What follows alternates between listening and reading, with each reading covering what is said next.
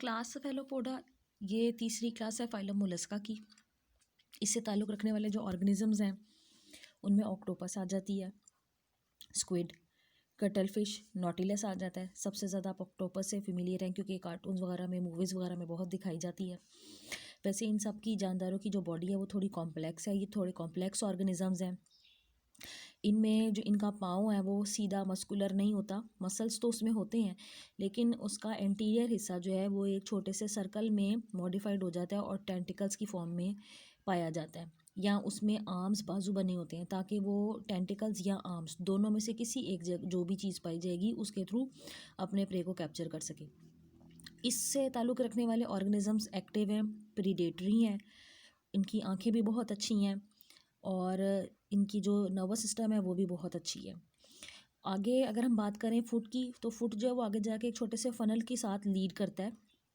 एक छोटा सा हिस्सा है ट्यूब लाइक जो कि मेंटल कैविटी को लीड करता है, और यहाँ पर मेंटल में क्योंकि सर्कुलर और लॉन्गिट्यूडनल मसल्स पाए जाते हैं तो वो पानी को कॉन्ट्रैक्ट और रिलैक्स करके अंदर की तरफ पहले अब्जॉर्ब होने देता है और फिर एक झटके से निकालता है, जिसकी वजह से जो मूवमेंट पैदा होती है वो जेट लाइक मूवमेंट कहलाती है।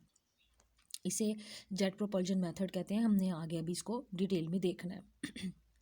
इसके अलावा सेफेलोपोड्स का जो हेड रीजन है वो विसरल मैस के साथ है, प्रॉपर हेड रीजन है क्योंकि इसमें ब्रेन मौजूद है, और इनकी जो मेंटल है बाकी के मोलस के मुकाबले में काफ़ी मस्कुलर है इन नेचर है, यानी मसल्स पाए जाते हैं उसमें। अब बात कर लेते हैं इनके शेल की। इनका शेल जो है वो उसमें कोई ख़ास सिमेट्री नहीं है, कॉनिकल शेप है, तिकोना सा है, जिस्म के बाहर पाया जाता है, कॉइल्ड होता है, छोटे छोटे चैम्बर बने होते हैं। हर चैम्बर के दरमियान में सेप्टम होते हैं जो कि एक जो घेरा होता है उसको दूसरे घेरे से अलहदा कर देते हैं। जानदार मेनली लास्ट चैम्बर में रहना पसंद करता है जो अमूमन बहुत बड़ा होता है। जैसे जैसे जानदार का साइज़ बड़ा होता चला जाता है तो वो चैम्बर भी बड़ा करता चला जाता है। इसके अलावा इनके चैम्बर के अंदर एक लाइनिंग होती है साइड पर जो कि फ्लूइड से इन्होंने भरी होती है, और यहाँ पर एक टिश्यू पाया जाता है जिसे साइफंकल कहते हैं जो कि जिसमें सुराख होते हैं। ये मैं आपको यहाँ दिखाना चाहूँगी। ये जानदार का शेल है। ये आप देख सकते हैं कि इसमें छोटे छोटे खाने बने हुए हैं और ऊपर की तरफ ये तिकोना हो रहा है, ओवरऑल शेप भी तिकोनी है। तो इसमें ये छोटे छोटे सेप्टम बने हुए हैं। अब इन सेप्टम के साथ साथ एक छोटी सी ट्यूब की तरह का हिस्सा है जिसे हम कह रहे हैं साइफंकल, जिसमें छोटे छोटे पोर्स होते हैं जो कि अंदर आने वाले पानी को और गैसेस को दाएं बाएं मूव करने में मदद देते हैं, जिसकी वजह से जो जानदार का जिस्म है जब इसको पानी से भर लिया जाए तो हैवी हो जाता है, और जब इसने पानी को और गैस को जो कि अंदर पैदा होती है उसको रिलीज़ कर देना तो लाइट इन वेट हो जाता है। तो ये फिर पानी में ऊपर की तरफ, यानी अमूदी रुख की मैं बात कर रही हूँ कि ऊपर से नीचे, नीचे से ऊपर जो इसने मूवमेंट करनी होती है जो बयान्सी कहलाती है उसको रेगुलेट करने में ये मददगार साबित होती है ये अरेंजमेंट। अब इनके शेल की बात करें तो इनका शेल मेनली कैल्शियम कार्बोनेट का है, लेकिन जो शेल है वो कुछ बहुत सारे जानदारों में रिड्यूस्ड भी है, कुछ ऐसे जानदार भी हैं जिनमें सिरे से ही नहीं है, और शेल जो है वो एक छोटी सी प्लेट की शक्ल में भी पाया जाता है। तो जिनका शेल है वो प्रॉपर इस टाइप में, इस आपको शेप में दिखेगा। जिनमें नहीं है उनमें प्लेट के जैसा है और वो काइटिन का बना हुआ भी होता है। मिसाल के तौर पर जो कटल फिश है इसका जो शेल है वो कटल बोन कहलाता है।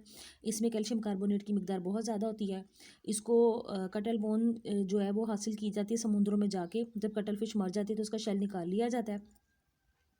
इसके अलावा इसको पीस कर पाउडर बना लिया जाता है, और जो हमारे बर्ड्स होते हैं पेट बर्ड्स जिनको पाला जाता है, यूरोप की बात हो रही है, तो वहाँ पर उन परिंदों को इसको खिलाया भी जाता है ताकि उनको कैल्शियम कार्बोनेट की जो इनटेक है वो बहुत अच्छी हो, क्योंकि कैल्शियम कार्बोनेट फिर मसल्स की वर्किंग के लिए भी बड़ी इंपॉर्टेंट होती है। इसके अलावा काइटिन की बनी हुई छोटी सी प्लेट भी होती है शेल के बजाय, तो उसको फिर हम पेन बोलते हैं। बाज़ जानदारों में कार्टिलेज की प्लेट्स भी होती हैं, कार्टिलेजनस प्लेट्स। ये आपको पता है कि बोन से सॉफ्टर फॉर्म है, और कॉन्ड्रोसाइट्स जो हैं वो मेनली कार्टिलेजनस जो प्लेट्स होती हैं वो बनाते हैं। बाकी सादा सी बॉडी होती है। मिसाल के तौर पर जो ऑक्टोपस है उसमें सिरे से शेल होता ही नहीं है। अब बात कर लेते हैं इसकी लोकोमोशन की। जैसे मैंने आपको पहले कहा कि जो सेफेलोपोड्स हैं ये बड़े तेज़ मूव करने वाले हैं, तो जब इनके टेंटिकल या आर्म्स होते हैं तो उसके ऊपर भी चलना पसंद करते हैं, उससे चीज़ों को हैंडल करना पसंद करते हैं। लेकिन क्योंकि इसके जो मेंटल है उसमें रेडियल मसल्स भी हैं और सर्कुलर मसल्स भी हैं, तो ये क्या करेंगे, ये कॉन्ट्रैक्ट और रिलैक्स करेंगे और पानी जो के अंदर आने वाली ओपनिंग से भर जाएगा जिस्म के अंदर, उसको एक झटके से पीछे की तरफ निकालते हैं। तो ये अगर मेंटल है तो इसमें आप देख सकते हैं कि लॉन्गिट्यूडनल मसल्स इस रुख को पाए जाएंगे, जितनी भी मेंटल की लंबाई है उसमें लंबाई के रुख इस रुख से मसल्स पाए जाएंगे। These are longitudinal muscles. और रेडियल मसल्स इस तरह हैं, दीज आर रेडियल मसल्स। तो ये कॉन्ट्रैक्ट और रिलैक्स करते हैं और पानी को एक फोर्स से पीछे की तरफ निकालते हैं। जब पानी एक फोर्स से पीछे की तरफ निकाला जाता है तो उससे एक धक्का सा लगता है जानदार को, और इस फिनोमिनन को कहते हैं जेट प्रोपल्जन मेथड। अब जिस डायरेक्शन में पानी को फोर्स करके निकाला गया है उससे ऑपोजिट डायरेक्शन में जानदार मूव करता रहता है। इसके अलावा पानी इनकी एक छोटा सा हिस्सा होता है जिसे फनल कहते हैं, उसमें भी भरा हुआ होता है,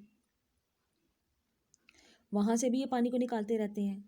और मसल्स जो कि अटैच्ड होते हैं फनल की बेस पे, वो इसकी डायरेक्शन को देखते रहते हैं। इसके अलावा सिम्प्थ को तलाश करने के लिए इनमें स्टेटोसिस्ट होता है, जो कि हमने पहले भी देखा था। अब ये मैंने एक डायग्राम बनाई है, ये आप देख रहे हैं शेल की कॉइलिंग।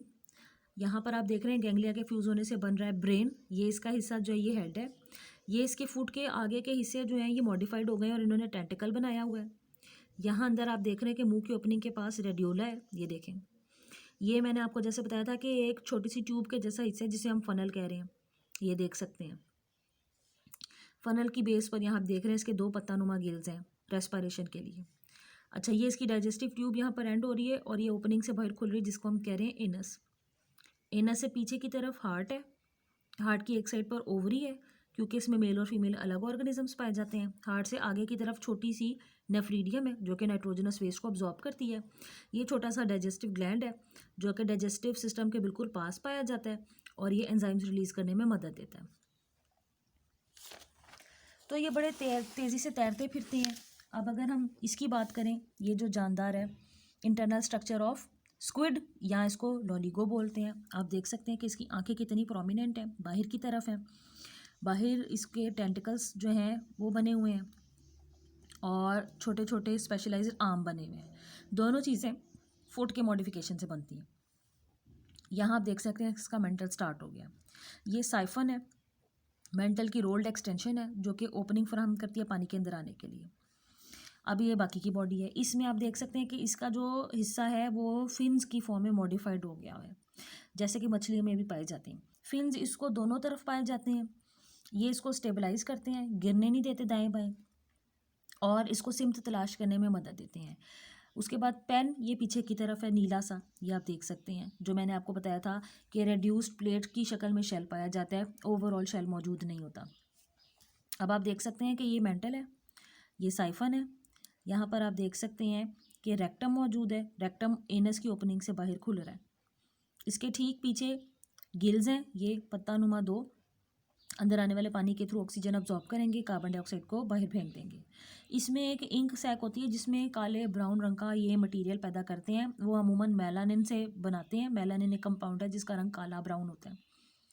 तो इनको जब किसी जानदार से डर होता है तो ये इंक रिलीज़ कर देते हैं अपने इर्द गिर्द पानी में और ख़ुद गायब होना पसंद करते हैं। दरमियान में आप देख सकते हैं किडनी है, नेफ्रीडियम होगी या थोड़ी सी मॉडिफाइड उसकी फॉर्म होगी तो किडनी होगी। इसके हार्ट के 2 हिस्से हैं, सिस्टेमिक हार्ट जो कि खून बॉडी को मुहैया करता है, ब्रैंकियल हार्ट जो कि गिल्स के साथ लिंक अप करता है और ऑक्सीजनेट करता है ब्लड को। येलो कलर में आप देख रहे हैं इसका स्टमक है। ठीक नीचे डाइजेस्टिव सीकम है, थैली है जो कि एलोंगेटेड जगह प्रोवाइड करती है डाइजेस्टिव सिस्टम को उसके काम सर अंजाम देने के लिए। ग्रीन कलर में आप देख रहे हैं कि इसमें टेस्टिस मौजूद हैं और ये मेल स्क्विड जो आपको दिखाई गई है। अब अगर हम इनके बाजू देखें और इनके टेंटिकल्स देखें तो उनके ऊपर छोटे छोटे अडहेसिव पैड्स होते हैं। ये आपको एक अडहेसिव पैड या अडहेसिव कप या इसको वैक्यूम भी बोलते हैं नज़र आ रहा है। इसके अंदर प्रोटीन की थिक कवरिंग होती है जो कि किसी भी चीज़ को अपने साथ चिपकाने में, अटैच करने में मदद देती है।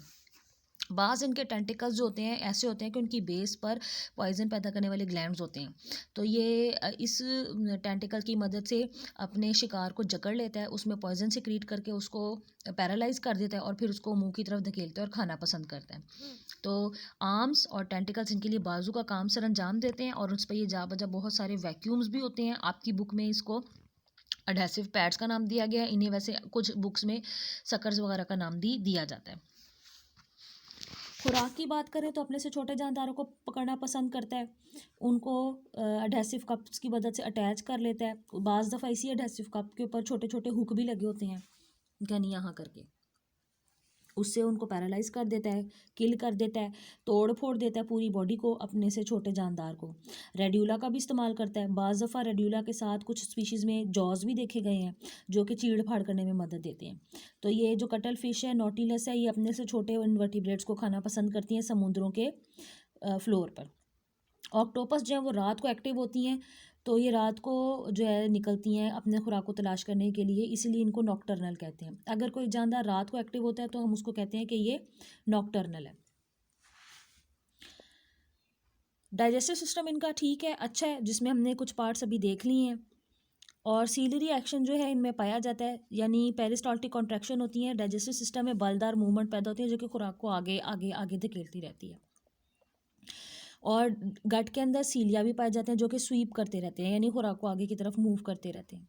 डाइजेशन एक्स्ट्रा सेलुलर ज़्यादा है, इसका मतलब है कि सेल्स के अंदर फूड पार्टिकल को ले जाने से पहले सेल्स बाहर ही खुराक के ऊपर एंजाइम्स को सिक्रीट करते हैं और उसको तोड़ फोड़ करते हैं। जब वो छोटी हो जाती है फिर सेल्स के अंदर न्यूट्रिशन को पहुँचाया जाता है।